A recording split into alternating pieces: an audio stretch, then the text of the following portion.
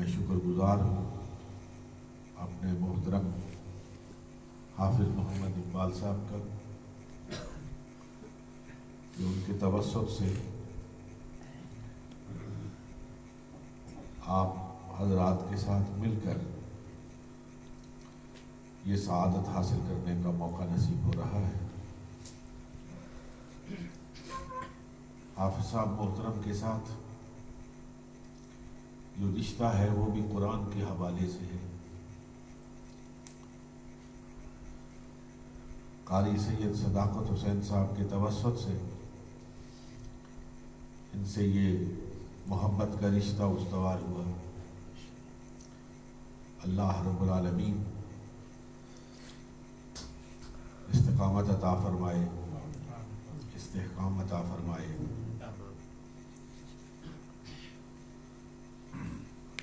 میرے انتہائی قابل احترام سامعین محترم، آپ اہل علم کی مجلس میں شاید میں کوئی ایسی بات نہ کر سکوں جو آپ کے علم میں اضافے کا سبب ہو۔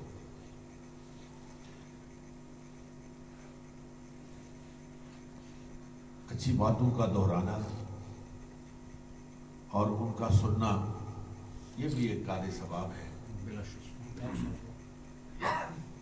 اس لیے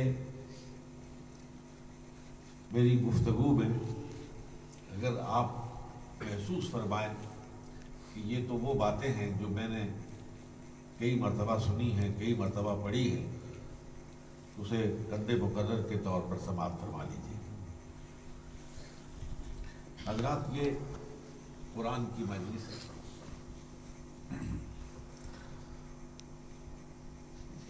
اور یہ وہ صحیفہ ہدایت ہے کہ جو اس وقت قرۂ ارض پر صرف اور صرف یہی صحیفہ ہدایت اپنی اصلی شکل میں محفوظ اور موجود ہے۔ ہم آسمان سے نازل ہونے والی جملہ کتابوں پر ایمان رکھتے ہیں، وہ کتابیں جن کا ذکر قرآن میں آیا، جن کا ذکر سرکار دو جہاں حضرت محمد رسول اللہ صلی اللہ علیہ وسلم نے فرمایا، وہ تمام کتابیں جو منزل من اللہ ہیں ان پر ایمان رکھتے ہیں، جن پیغمبروں پر نازل ہوئی ان پر ایمان رکھتے ہیں۔ لیکن یہ ایک بدیہی حقیقت ہے کہ ان تمام کتابوں میں سے اس وقت قرۂ ارض پر کوئی کتاب اپنی اصلی شکل میں محفوظ اور موجود نہیں ہے۔ یہ بات ایک مسلمان کی حیثیت سے ایک دعوے کے طور پر میں نہیں کہہ رہا، بلکہ ان کتابوں کے ماننے والے جو ان پر ایمان رکھتے ہیں وہ بھی اس بات کے دعوے دار نہیں ہیں کہ اس وقت ہمارے پاس جو منزل من اللہ کتاب ہے وہ اسی صورت میں محفوظ اور موجود ہے جس صورت میں یہ ہمارے نبی پر نازل ہوئی تھی۔ اس وقت دنیا میں عددی اعتبار سے سب سے زیادہ جو مذہب قرۂ ارض پر پایا جاتا ہے وہ مذہب عیسائیت ہے، اور کوئی بڑے سے بڑا عیسائیت کا پرچارک یہ دعوے سے نہیں کہہ سکتا کہ یہ وہ انجیل مقدس ہے جو ہمارے نبی محترم پر نازل ہوئی تھی۔ لیکن خوش قسمت مسلمان ہو، بیدار بخت مسلمان ہو، آپ وہ محمد الرسول اللہ کی امت ہیں صلی اللہ علیہ وسلم کہ جن میں سے ہر شخص وہ عالم ہے یا جاہل ہے، پڑھا لکھا ہے یا ان پڑھ ہے، وہ ڈنکے کی چوٹ پہ یہ کہہ سکتا ہے کہ یہ کتاب جو میں اپنے ہاتھ میں اٹھائے ہوئے ہوں یہ وہی کتاب ہے جو غار حرا کی خلوتوں میں نازل ہونی شروع ہوئی تھی اور حجۃ الوداع کے موقع پر اپنے اتمام اور اکمال کو پہنچی۔ اس لیے اس کی بنیادی وجہ یہ کہ جتنی کتابیں نازل ہوئی ان کا ہمیشہ کے لیے رکھنا مشیت ازدی تھا ہی نہیں. وہ وقت کے لیے تھی، زمانے کے لیے تھی، مخصوص قوموں کے لیے تھی، مخصوص علاقوں کے لیے تھی. اس لیے مشیت ہی نہیں تھی کہ وہ ہمیشہ کے لیے موجود رہے. اسی لیے کسی کتاب کو نازل کرنے کے بعد اللہ جل مجدہ نے یہ ارشاد نہیں فرمایا ہے کہ میں اب اس کتاب کی حفاظت بھی کروں، اس کی حفاظت کی ذمہ داری بھی میں لیتا ہوں. جو واحد کتاب ہے جو آپ کے پاس ہے، جو میرے پاس ہے، جو امت محمدیہ کو نصیب ہے، کہ جس کو نازل کرنے کے بعد رب کریم نے خود ارشاد فرمایا اِنَّا نَحْنُ نَزَّلْنَا الذِّكْرَ وَإِنَّا لَهُ لَحَافِظُونَ. ہم نے اس کو نازل کیا ہے اور ہم ہی اس کی حفاظت کے ذمہ دار ہیں.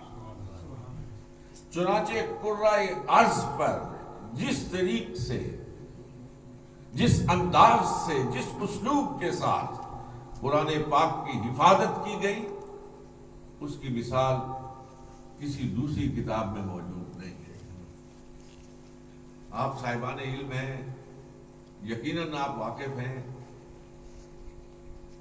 کہ اس وقت بھی 1500 سال گزرنے کے بعد اللہ رب العالمین نے شہادت کے لیے وہ نسخہ قرآن جو حضرت عثمان کے پاس بوقت شہادت زیر تلاوت تھا، ترکی کے میوزیم میں رکھا ہوا ہے، اور وہ اس بات کی شہادت دے رہا ہے کہ یہ وہی قرآن ہے جو آج راول پنڈی کے میڈیا ٹاؤن میں پڑھا جاتا ہے، سعودی عرب میں پڑھا جاتا ہے، ایشیا یا افریقہ میں پڑھا جاتا ہے. کسی قسم کا اس میں کوئی تغیر، کسی قسم کا اس میں کوئی تبدل واقع نہیں ہوا ہے، اپنی اصلی شکل میں محفوظ ہے اور موجود ہے. انتہائی قابل احترام سامعین محترم، اس کتاب مبین کو اللہ رب العالمین نے شفاء للناس قرار دیا ہے. اور میں صرف ایک جملہ معترضہ آپ کی خدمت میں عرض کرنا چاہتا ہوں کہ یہ شفا جسموں کے لیے بھی ہے، یہ شفا روحوں کے لیے بھی ہے. ہر اعتبار سے قرآن مجید، فرقان حمید اپنے اندر شفا رکھتا ہے. لیکن اس کو پڑھنے، اس کے ادب اور آداب کو محفوظ رکھنے اور ملحوظ رکھنے کے بغیر اس سے ہدایت حاصل نہیں کی جا سکتی. یضل بہ کثیرا ویہدی بہ کثیرا، اس کا اپنا اعلان ہے کہ مجھے ہی پڑھ کے کچھ لوگ تو ہدایت پاتے اور مجھے پڑھ کے ہی کچھ لوگ ہیں جو گمراہ ہو جاتے، جو ہدایت سے محروم ہو جاتے. اللہ رب العالمین ہمیں ان لوگوں میں شامل فرمائے کہ جو اس قرآن کو پڑھ کر ہدایت یافتہ ہو، اس کتاب کو پڑھ کر اس کے نور سے اپنے قلب و ذہن کو منور کریں. میرے آقا، میرے مولا جناب محمد رسول اللہ صلی اللہ علیہ وسلم نے فرمایا کہ جو قرآن کی آیت کی تلاوت کرتا ہے، ہر حرف کے بدلے میں اس کے نامہ اعمال میں 10 نیکیاں لکھی جاتی ہیں. اور پھر اس کی مثال بیان فرمائی ہے کہ الف لام میم، یہ 3 حرف ہیں، یہ ایک حرف نہیں ہے. الف کی 10 نیکیاں الگ ہیں، لام کی الگ ہیں، میم کی الگ. گویا جو شخص الف لام میم پڑھتا ہے اس کے نامہ اعمال میں 30 نیکیوں کا اضافہ ہوتا ہے۔ میں آپ کا زیادہ وقت نہیں لینا چاہتا، لیکن میں آپ کی توجہ اس جانب مبذول کرانا چاہتا ہوں کہ ایک غلط فہمی پیدا کرنے کی شعوری کوشش کی جاتی ہے کہ جب آپ قرآن کو سمجھتے نہیں ہیں، جو خدا آپ سے کلام کر رہا ہے، آپ اس کی بات کا فہم ہی حاصل نہیں کر سکتے، تو پھر اس کے پڑھنے کا فائدہ کیا ہے؟ یہ عجیب مسلمان ہیں کہ یہ صبح سے لے کے شام تک بغیر سمجھے قرآن کھول کے بیٹھے رہتے ہیں اور پڑھتے رہتے ہیں اور سمجھتے ہیں کہ ہمارے نامہ اعمال میں نیکیوں کا اضافہ ہو رہا ہے۔ یہ جہالت ہے۔ اس گمراہ کن پروپیگنڈے کا ایک لامتناہی سلسلہ ہے اور پڑھے لکھے لوگوں میں زیادہ پایا جاتا ہے۔ میرے انتہائی قابل احترام سامعین محترم، جو مقاصد بعثت سید الرسل علیہ الصلوۃ والسلام کے خود قرآن نے بیان کیے، اس میں پہلا مقصد بعثت کیا ہے؟ یتلو علیہم آیاتہ، کہ وہ قرآن کی تلاوت کرتا ہے، وَيُزَكِّيهِمْ وَيُعَلِّمُهُمُ الْكِتَابَ، اس کو سیکھتا ہے، اس کو سمجھتا ہے، اس کے معانی اور مفاہیم کا ادراک کرتا ہے، اس سے اپنے قلب و ذہن کا تزکیہ اور تطہیر کرتا ہے۔ یہ بعد کا عمل ہے، پہلا عمل ہے یتلو علیہم آیاتہ۔ اور حضرات، حضور علیہ الصلوۃ والسلام نے اس کی مثال جو بیان فرمائی وہ الف لام میم ہے، اور یہ حروف مقطعات میں سے ہے، اور حروف مقطعات ان کو کہتے ہیں کہ بڑے بڑے مفسر اپنے عقل کے گھوڑے دوڑانے کے بعد اس نتیجے پر پہنچے ہیں کہ اللہ عالم و رسولہ، کہ اس کے صحیح معنی اور مفہوم کا ادراک یا اللہ کو ہے یا اللہ کے رسول کا ہے۔ گویا اللہ یہ کہہ رہا ہے کہ وہ الفاظ، وہ حروف جن کے معنی اور مفہوم تک بڑے بڑے مفسرین کو رسائی نہیں ہے، جب تم ان کو بھی پڑھتے ہو تو تمہارے نامہ اعمال میں نیکیوں کا اضافہ ہوتا ہے۔ کیوں ہوتا ہے؟ میں صرف ایک بات کہنا چاہتا ہوں، اسے ذہن میں رکھیے گا۔ جتنی کتابیں منزل من اللہ ہیں، ان میں سے کسی کے بارے میں اللہ رب العالمین نے یہ نہیں فرمایا ہے توریت ہے، انجیل ہے، زبور ہے، صحف ابراہیم ہے، صحف موسیٰ ہے، کسی کے بارے میں یہ نہیں کہا کہ یہ میرا کلام ہے، کسی کے بارے میں نہیں ہے۔ یہ واحد کتاب ہے قرآن مجید فرقان حمید، جس کے بارے میں اللہ رب العالمین فرماتا ہے کہ یہ معنی اور مفہوم میرا نہیں، یہ لفظ بھی میرے ہیں، یہ لفظ بھی میرے ہیں۔ اس لیے جو لفظ اللہ رب العالمین کے ہیں، جب بندہ مومن ان کو دہراتا ہے تو وہ اللہ کے کلام کو دہراتا ہے، اس کے نامہ اعمال میں نیکیوں کا اضافہ ہوتا ہے۔ جو دوسری بات میں آپ کی خدمت میں عرض کرنا چاہتا تھا، بہت مختصر وقت ہے۔ قرآن اور صاحب قرآن لازم و ملزوم ہے۔ نہ قرآن کو صاحب قرآن سے جدا کیا جا سکتا، نہ صاحب قرآن کو قرآن سے جدا کیا جا سکتا ہے۔ قرآن کا معنی اور مفہوم اس وقت تک سمجھ میں ہی نہیں آ سکتا جب تک کہ آپ دہلیز مصطفیٰ پہ نہ جائیں، جب تک آپ حضور کے دروازے کو نہ کھٹکھٹائیں، آپ قرآن کے خطاب کو سمجھ ہی نہیں سکتے۔ اور حضور کے مقاصد بعثت میں سے ایک مقصد بعثت یہ بیان کیا گیا کہ لِتُبَيِّنَ لِلنَّاسِ مَا نُزِّلَ إِلَيْهِمْ، کہ میرے محبوب آپ کو بھیجنے کا ایک مقصد یہی ہے کہ آپ قرآن کو کھول کھول کے بیان کریں، وضاحت کے ساتھ بیان کریں۔ نماز، روزہ، حج، زکوٰۃ، اوامر، نواہی، یہ وہ تمام چیزیں جو قرآن بیان کرتا ہے مسلمان کی سمجھ میں نہیں آ سکتی ہیں جب تک کہ وہ محمد الرسول اللہ صلی اللہ علیہ وسلم سے اس کے مطالب اور معانی کو نہ سمجھے۔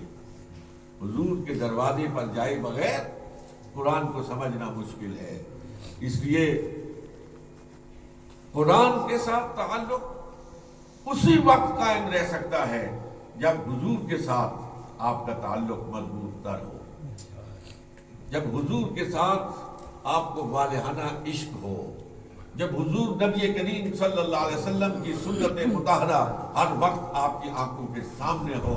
پھر حضرت سیدہ طیبہ طاہرہ عائشہ صدیقہ رضی اللہ تعالی عنہا کا یہ قول کھل کر آپ کے سامنے آ جاتا ہے کہ قرآن کیا ہے، نبی کی سیرت کیا ہے، وَكَانَ خُلُقُهُ الْقُرْآنِ۔ فرمایا تم اگر محمد عربی کی زندگی کو دیکھنا چاہتے ہو تو وہ زندگی جو تمہیں مدینے کی گلیوں میں چلتے پھرتے نظر آتی ہے وہ اس کتاب کے اندر محفوظ اور موجود ہے۔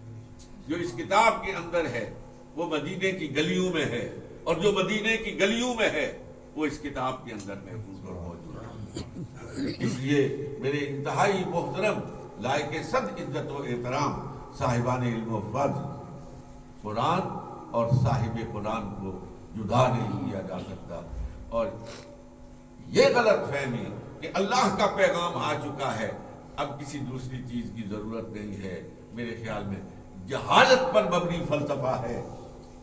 جب تک حضور کے ساتھ تعلق قائم نہ ہو قرآن کے معانی اور مفاہیم کا ادراک ہو ہی نہیں سکتا ہے۔ ایک تیسری بات کہہ کر اپنی بات کو ختم کرتا، قرآن ہے، محمد الرسول اللہ کی سیرت ہے، اور پھر مکمل تفہیم دین ہے۔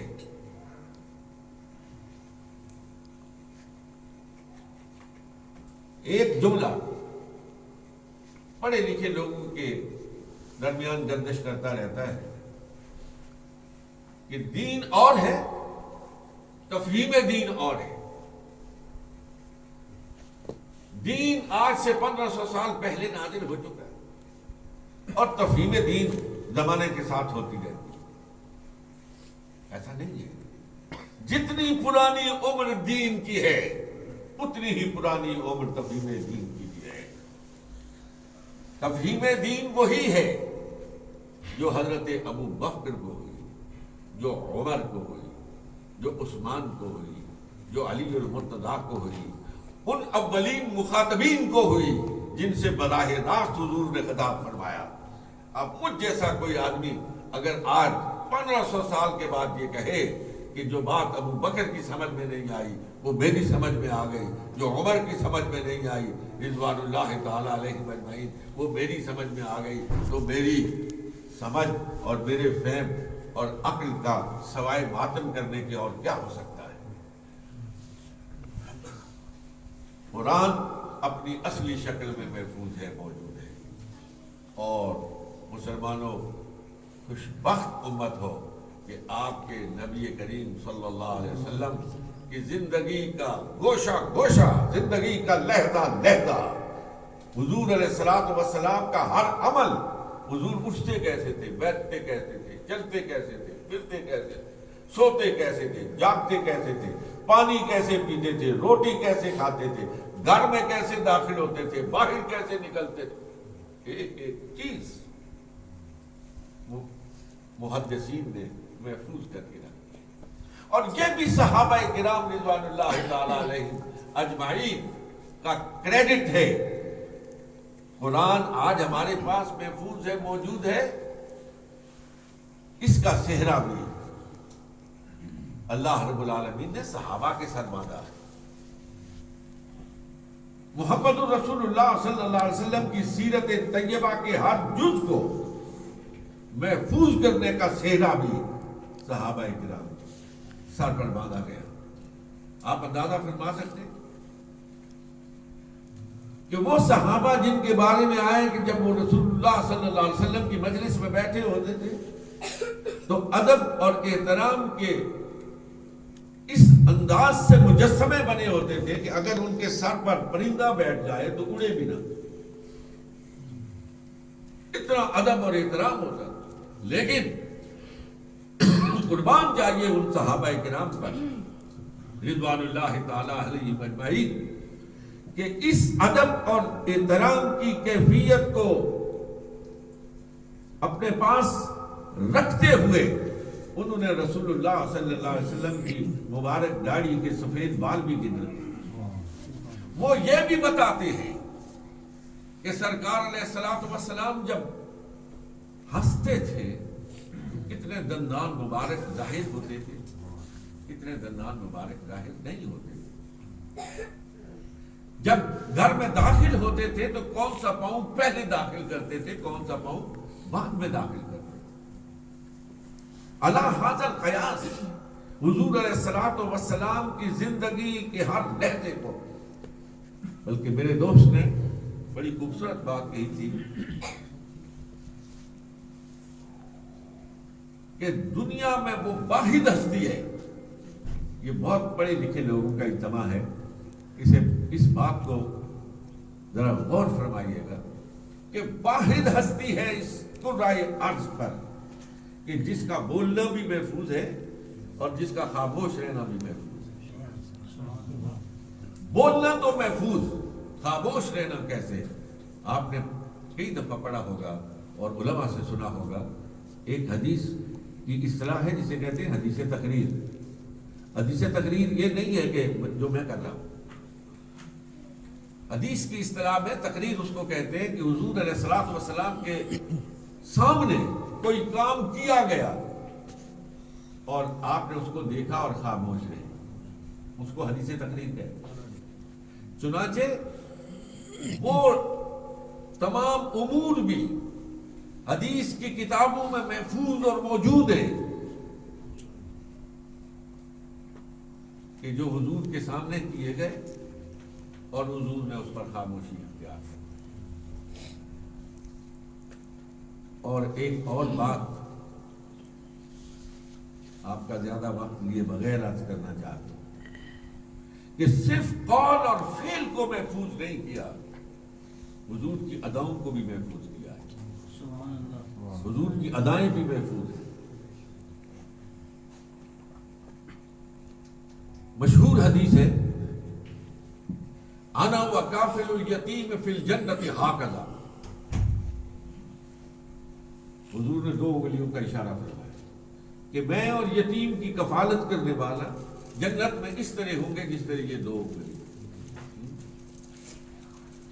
یہ بیان فرمانے کے بعد آج 1500 سال گزر چکے، کسی بھی محدث کے درس حدیث میں چلے جائیے، جب وہ یہ حدیث پڑھائے گا تو صرف الفاظ نہیں دہرائے گا، وہ ہاتھ اٹھائے گا اور دو انگلیوں کا اشارہ کرے گا کہ انا وکافل الیتیم فی الجنت ھکذا، اس لیے کہ وہ حضور کے صرف الفاظ کی حفاظت نہیں کر رہا، حضور کی ادا کی بھی حفاظت کر رہا ہے۔ ایک مرتبہ سیدنا علی کرم اللہ وجہہ جب مسند خلافت پر تھے تو آپ نے گھوڑا منگوایا، فرمایا اس پر زین کسو، زین کسی گئی، لگام چڑھاؤ، لگام چڑھائی۔ آپ نے رکاب میں پاؤں ڈالا، اس کی پیٹھ پہ سوار ہو گئے۔ جو وہاں موجودین تھے انہوں نے سمجھا شاید کسی سفر پر روانہ ہو رہے ہیں، لیکن یہ عمل کرنے کے بعد آپ گھوڑے سے نیچے اتر آئے۔ صحابہ نے عرض کیا، یا امیر المومنین، اگر آپ نے کہیں جانا نہیں تھا، یہ گھوڑا کس لیے منگوایا تھا؟ یہ زین کسوائی، لگام چڑھوائی، ہم نے تو سمجھا آپ کہیں سفر پر روانہ ہو رہے ہیں، یہ سارا عمل تو عبث ہوا۔ فرمایا نہیں، کہیں بھی جانا نہیں۔ ایک مرتبہ ایسے ہی ہوا، سرکار نے گھوڑا منگوایا تھا، زین کسوائی تھی، لگام چڑھائی تھی، اس کے اوپر سوار ہوئے تھے، نیچے اتر آئے تھے، میں تو حضور کی ادا کی عبادت کر رہا ہوں۔ ہم وہ خوش بخت امت، وہ خوش قسمت امت کہ جن کے پاس قرآن موجود ہے اور صاحب قرآن کی زندگی کا ایک ایک جز محفوظ اور موجود ہے۔ اور پھر صحابہ کرام رضوان اللہ تعالی علیہم اجمعین نے اس قرآن کو کیسے سمجھا، محمد الرسول اللہ صلی اللہ علیہ وسلم کے عمل کو کیسے دیکھا، وہ بھی ہمارے پاس محفوظ اور موجود ہے۔ اب ضرورت صرف اس بات کی ہے کہ ہم اس پر عمل کریں۔ میں اپنی گفتگو کے اختتام پر صرف ایک بات کہنا چاہتا ہوں کہ ہمارے دین کی یہ خوبی ہے کہ الدین النصیحہ، یہ دین بھلائی کو اپنے تک محدود رکھنے کا دین نہیں ہے، بھلائی کو ایک سے دوسرے تک منتقل کرنے کا نام دین اسلام ہے۔ فرد کی کوتاہیوں کو اللہ نظر انداز فرما دیتے ہیں، لیکن من حیث المجبور جب کوئی قوم گمراہی کا راستہ اختیار کرتی ہے تو پھر اللہ رب العالمین کا غضب نازل ہوتا ہے۔ آج ہم اس بنیادی فلسفے سے محروم ہو چکے ہیں۔ اللہ تعالی ہم سب کو نیکی کی توفیق عطا فرمائے اور اس نیکی کی خوشبو کو آگے پھیلانے کی توفیق عطا فرمائے، ایک سے دوسرا، دوسرے سے تیسرا، اس لیے کہ ہمارا دین ایک صالح معاشرہ تشکیل دینا چاہتا ہے، ایک پاکیزہ معاشرہ تشکیل دینا چاہتا ہے، ورنہ ایک ایک فرد وہ تو پھر ندی نالوں میں بہہ کے رہ جاتا ہے۔ ہمارا دین تو یہ کہتا ہے کہ ایک ایک قطرے کو ملا کر اس کو سمندر بنا۔ اللہ رب العالمین آپ صاحب محترم کو اجر عظیم عطا فرمائے کہ انہوں نے اپنے گھر کے اندر، اور میں یہ ایمان رکھتا ہوں کہ جن در و دیوار کے سائے میں اللہ کے رسول صلی اللہ علیہ وسلم، کتاب اللہ اور سنت رسول اللہ صلی اللہ علیہ وسلم کا ذکر کیا جائے، وہ گھر گھروں میں ممتاز ہو جاتا ہے، وہ در و دیوار ممتاز ہو جاتی ہے، وہ فضا اور ہوا ممتاز ہو جاتی ہے۔